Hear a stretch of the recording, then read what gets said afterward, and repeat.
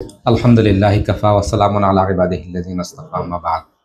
আউযু বিল্লাহি মিনাশ শাইতানির রাজীম। বিসমিল্লাহির রহমানির রহিম। আজকে আমরা যে বিষয়টি পেশ করব সেই বিষয়টি হচ্ছে ইখলাস।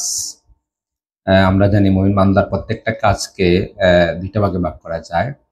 সেই কাজটা যদি আল্লাহর জন্য হয়, আল্লাহ সন্তুষ্টির জন্য হয়, আল্লাহর কাছ থেকে প্রতিদান পাওয়ার উদ্দেশ্যে হয়, কেবলমাত্র আল্লাহর কাছ থেকে যাজা পাওয়ার প্রত্যাশায় হয়, তাহলে সেই কাজটি পড়বে ইখলাসের পর্যায়ে। মুমিন বান্দার যে কোনো কাজ, তার ইবাদত বন্দেগী, তার তৎপরতা, সব টাইপের ইবাদত যদি আল্লাহর জন্য হয় তাহলে এটি ইখলাসের পর্যায়ে যাবে। আর সেই কাজটা যদি আল্লাহ সন্তুষ্টির বাইরে অন্য কোনো ইন্টেনশন জড়িত হয়ে যায়, আল্লাহ সন্তুষ্টির বাইরে অন্য কোনো বিষয় জড়িত হয়ে গেলে সেটা ইখলাসের পর্যায়ে থাকবে না, সেটা রিয়ার পর্যায়ে চলে যেতে পারে। তো আজকে আমরা যে বিষয়টি পেশ করবো সেটা হচ্ছে ইখলাস। আমরা আমাদের প্রত্যেকটা কাজকে, প্রত্যেকটা অ্যাক্টিভিটিকে, কিংবা আমাদের প্রত্যেকটা ইবাদত বন্দেগী, আমাদের দিনকে কেবলমাত্র আল্লাহর জন্য নির্ধারণ করবো কেন? এই ব্যাপারে আল্লাহ সুবহানাহু ওয়া তাআলা কয়েকটা বক্তব্য পেশ করেছেন। এই কয়েকটা আয়াত আমি এখানে পেশ করবো। আল্লাহ তাআলা সূরা জুমারের ৩ নম্বর আয়াতে বলছেন যে আলা লিল্লাহিদ দীনুল খালিস। জেনে রাখুন, কেবলমাত্র আল্লাহর জন্যই তার দিন। বাইনার মধ্যে আল্লাহ তাআলা বলেছেন ওমা উমিরু ইল্লা লিয়াবুদুল্লাহা মুখলিসিনা লাহুদ্দিন। আল্লাহ নির্দেশই হচ্ছে যে মুখলিসিনা লাহুদ্দিন, দিন কেবলমাত্র আল্লাহর জন্যই হবে। তারপরে আমরা জানি ফাবুদুল্লাহা মুখলিসান লাহুদ্দিন, জুমারের একটা আয়াত নিয়ে আসা হচ্ছে যে নিষ্ঠার সাথে আল্লাহর ইবাদত। তাইলে কেবলমাত্র নিষ্ঠার সাথে, আন্তরিকতার সাথে আল্লাহর কাছ থেকে পরিধান পাওয়ার আশাই আমাদের সমস্ত ইবাদত বন্দেগী তৎপরতা হবে। এই ব্যাপারে আমরা একটা হাদিসকে পেশ করতে পারি। সেই হাদিসটি হচ্ছে রাসূল সাল্লাল্লাহু আলাইহি ওয়াসাল্লাম উল্লেখ করেছেন যে ইন্নাল্লাহা লা ইয়াকবালু মিনাল আমলে, ব্যক্তির কোনো আমলকেই গ্রহণ করা হবে না, কবুল করা হবে না, ইল্লা মা কানা লাহু খালিসান ওয়াবতাগি বিহি ওয়াজহু, যতক্ষণ না দুইটি শর্ত সম্পৃক্ত হবে। দুইটি শর্ত পাওয়া না গেলে ব্যক্তির কোনো আমলই গ্রহণযোগ্যতা পাবে না, কবুল হবে না, আল্লাহর কাছে গ্রহণযোগ্য হবে না।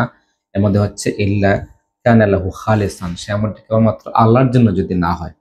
এই আমলটি কেবলমাত্র আল্লাহর জন্য নির্ধারণ না হলে এবং আল্লাহ সন্তুষ্টির উদ্দেশ্য না হলে কোনো আমলই ব্যক্তি গ্রহণযোগ্যতা পাবে না।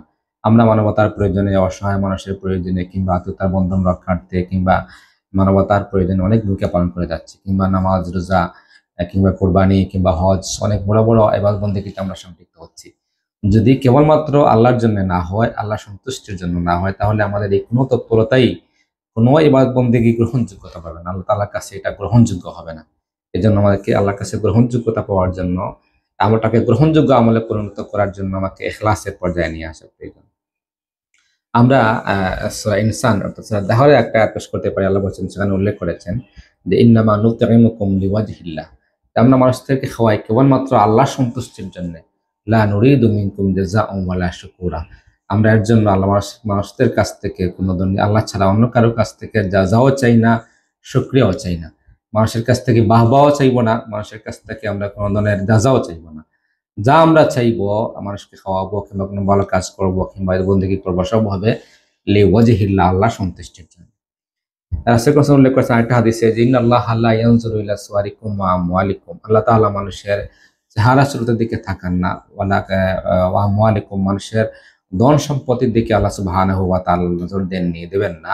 ওয়ালাকিন ইয়ানজুরু ইলা কুলুবিকুম ওয়া আমালিকুম, আল্লাহ সুবহানাহু ওয়া তাআলা মূলত মানুষের অন্তরের দিকে তাকান, তার আমলের দিকে তাকান। তার ইন্টেনশনটা কি ছিল, নিয়ত কি ছিল, নিয়তের উদ্দেশ্যের পরিশুদ্ধিতা ছিল কিনা, কেবলমাত্র আল্লাহর জন্য কাজ করলো কিনা, আল্লাহ তাই তাকান, আল্লাহ তাই দেখেন, আল্লাহ মানুষের অন্য কোনো দিকে তাকাননি। আমরা এই যে কুরবানি করে আসলাম কয়েকদিন আগে, মূলত এই কুরবানির মতো একটা বিশাল অবদান, বিশাল একটা ইবাদতে আমরা সম্পৃক্ত ছিলাম। সেই ক্ষেত্রে আল্লাহ তাআলা আয়াত উল্লেখ করেছেন, যে আল্লাহ একটা ঘোষণা উল্লেখ করেছেন যে লা ইয়ানালুল্লাহা লুহুমুহা ওয়ালা দিমাউহা, আল্লাহ সুবহানাহু ওয়া তাআলার কাছে মানুষের রক্তও পুষবে না, এই কুরবানির রক্তও পুষবে না, কিংবা গোস্তও পুষবে না।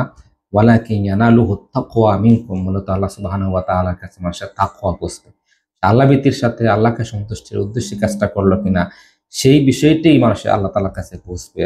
আল্লাহ এই কুরবানির গোস্ত কিংবা এই রক্ত আল্লাহ তাআলার কাছে পৌঁছবে না। আমরা সবাই প্রত্যাশা করি যে আমরা আখিরাতের দিনে, কিয়ামতের দিনে আল্লাহর দিদার আমরা পেতে চাই, আল্লাহর সাথে সাক্ষাৎ অর্জন করতে চাই, আল্লাহর সাক্ষাৎ পেতে চাই।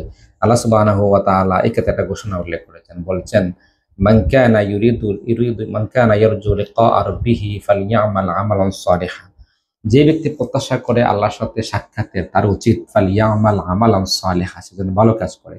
আর ওয়ালা ইউশরিক বিইবাদাতি রাব্বিহি আহাদা, সেজন্য রবের সাক্ষাতে, রবের সাথে, রবের ইবাদতে কাউকে শরিক না করে। আল্লাহ সবই সহ্য করতে পারেন, তার সাথে কাউকে শরিক করাকে সহ্য করেন। আল্লাহ বলছেন ওয়ালা ইউশরিক বিইবাদাতি রাব্বিহি আহাদা। মুফাসসিররা আমরা বলছেন রবের সাথে রবের ইবাদতে শরিক মানে হচ্ছে ইবাদতে রিয়ার পর্যায়ে চলে যাওয়া। ইবাদত যদি আল্লাহ সন্তুষ্টি ছাড়া অন্য উদ্দেশ্য হয় তাহলে ইবাদতে এটা শিরক হয়ে যায়। আমরা যদি কেবলমাত্র আল্লাহ সন্তুষ্টির জন্য কোনো কাজ করতে পারি তাহলে আল্লাহ তাআলা তার যথাযথ প্রতিদান দেবেন, কোনো সে জায়গায় গ্যাপস হবে না। আল্লাহর কাছ থেকে প্রত্যাশা, আল্লাহর কাছ থেকে প্রতিদান পাওয়ার প্রত্যাশায় কাজ করতে পারলে কোনো মিস হবে না, কোনো ঘাটতি হবে না, বেশি লাভ পাওয়া যাবে। কারণ আল্লাহ তাআলা বলছেন কানা সাইয়ুহুম মাশকুরা, আল্লাহ মানুষের প্রত্যেকটা তৎপরতার মূল্যায়ন করে থাকেন। রাসূল আকরাম সাল্লাল্লাহু আলাইহি ওয়াসাল্লাম উল্লেখ করেছেন যে ইন্নাকা লান তুনফিকা নাফাকাতান তাবতাগি বিহা ওয়াজহাল্লাহি ইল্লা উজিরতা আলাইহা।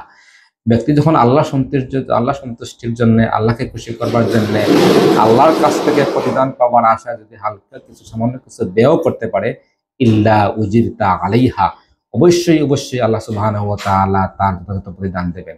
আল্লাহর কাছ থেকে যাজা পাওয়ার প্রত্যাশায় কাজ করতে পারলে, অসহায় মানবতার প্রয়োজন ভূমিকা পালন করতে পারলে, কিংবা এবার বন্দেগীতে সম্পৃক্ত হইতে পারলে তাহলে ঠিকঠাক প্রতিদান পাওয়া যাবে, এর থেকে পাওয়া যাচ্ছে। আমাদের ইখলাস যদি ঠিক না থাকে, আমরা যদি কেবলমাত্র আল্লাহর জন্য কাজ করতে না পারি, আল্লাহকে সন্তুষ্ট করবার উদ্দেশ্যে আমরা যদি কাজে ইনভলভ হইতে না পারি, আমাদের সমস্ত ইবাদত বন্দেগী তৎপরতা আল্লাহর জন্য না হয়, তাতে আমাদের ক্ষতিটা কি হইতে পারে? অসংখ্য আয়াতে কারীম, অসংখ্য হাদিসে রাসূল এই পয়েন্টে উল্লেখ করা যেতে পারে। আমরা একটি হাদিস উল্লেখ করব। তাহলে ইখলাস ঠিকঠাক করতে না পারলে, ইখলাসের জায়গাটাকে পরিশুদ্ধ করতে না পারলে, নিয়তের পরিশুদ্ধিতার জায়গায় আমরা উপযোগী হইতে না পারলে ক্ষতিটা কি হইতে পারে? একটা হাদিস উল্লেখ করতে পারি আমরা। সে হাদিসটা হচ্ছে কিয়ামতের দিন আল্লাহ সুবহানাহু ওয়া তাআলা প্রথমে এক ব্যক্তিকে নিয়ে আসবেন। ব্যক্তি কি? এমন ব্যক্তি রাজুলুন উস্তুশহিদা, যে আল্লাহর পথে শহীদ হয়েছে, তাকে নিয়ে আসা হবে। ফাআরাফাহু নি'মাহু, তাকে নিয়ে আসার পরে তার নিয়ামত, তাকে আল্লাহ তাআলা যে অসংখ্য নিয়ামত দিয়েছিলেন সেটা তার কাছে স্মরণ করা হবে, পেশ করা হবে। ফাআরাফাহা, সেটা স্বীকার করে নেবে, তার প্রতি আল্লাহর নিয়ামতের বিষয়টি সে স্বীকার করে নেবে, সে উল্লেখ করবে সেখানে। তখন তাকে বলা হবে কালা ফামা আমিলতা ফিহা, তুমি এত সব নিয়ামত পেয়ে কি করেছিলে? সে তখন বলবে কালা কাতালতু ফিকা হাত্তাস্তু শাহিদতু, আমি এত সব নিয়ামত পেয়ে আমি আল্লাহর পথে সংগ্রাম করছিলাম, আল্লাহর পথে সংগ্রাম করতে করতে এমন পর্যায়ে ছিলাম হাত্তাস্তু শাহিদতু, আমি শহীদ পর্যন্ত হয়ে এখানে চলে আসলাম। তখন আল্লাহ বলবেন কালা কাযাবতা, তুমি মিথ্যে বলছো। ওয়ালাকিন্নাকা কাতালতা লিয়াইয়ুকালু দারিম, তুমি বরং আল্লাহর পথে সংগ্রাম করছিলে, তুমি জিহাদের ময়দানে অবতীর্ণ হয়েছিলে, এই জন্যে আমাকে সন্তুষ্টির উদ্দেশ্য ছিল, ঠিক আছে, সাথে তাও ছিল যে লোকজন তোমাকে বীর বলবে। আল্লাহ বলছেন ফাকাদ কিলা, তা তোমাকে বলা হয়ে গেল। সুতরাং সুম্মা উমিরা বিহি ফাসহিবা আলা ওয়াজহিহি হাত্তা উলকিয়া ফিন্নার, তখন নির্দেশ দেওয়া হবে এই ব্যক্তিকে উপর করে জাহান্নামে নিক্ষেপ করার জন্য। নাউযুবিল্লাহি মিন যালিক। এই ব্যক্তি জীবনের সবচেয়ে মূল্যবান সভ্যতার জীবনকে আল্লাহ রাস্তা, আল্লাহ রাহে বিলীন করে দেওয়ার পরে আলটিমেটলি ফাইনালি প্রতিদান পাওয়ার জায়গায় গিয়ে তাকে জাহান্নামে যেতে হবে। আরেকজনকে নিয়ে আসা হবে, যে ব্যক্তি রাজুলুন তাআল্লামাল ইলমা ওয়া আল্লামাহু ওয়া ক্বারাআল কুরআনা, যাকে আল্লাহ অনেক ইলম দিয়েছিলেন এবং তাকে কোরআনের অনেক জ্ঞান দিয়েছিলেন, সেই ইলমকে কাজে লাগাইয়া ইলম বিতরণের কাজও করেছিল, লোকদেরকে কোরআনের শিক্ষা দিয়েছিল।